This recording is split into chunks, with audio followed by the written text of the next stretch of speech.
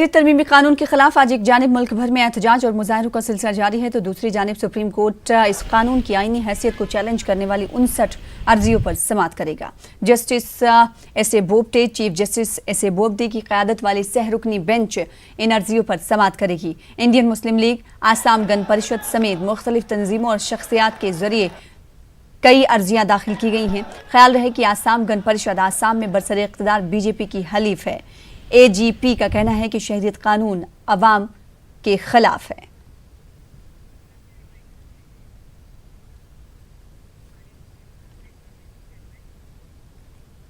मरकजी वजीर मुख्तार अब्बास नकवी ने कहा कि शहरियत कानून से किसी को नुकसान नहीं पहुंचेगा। इन्होंने कहा कि इस मामले पर सियासत हो रही है।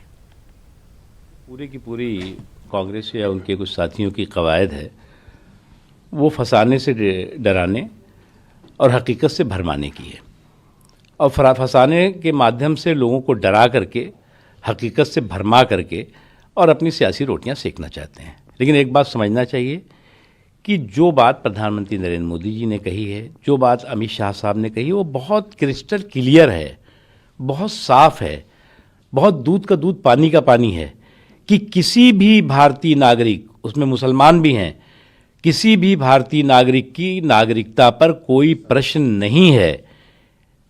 किसी भी तरह के भारतीय नागरिकों की नागरिकता पर कोई खतरा नहीं है। उनके संवैधानिक, उनके सामाजिक, उनके जितने भी अधिकार हैं, धार्मिक, सभी अधिकार पूरी तरह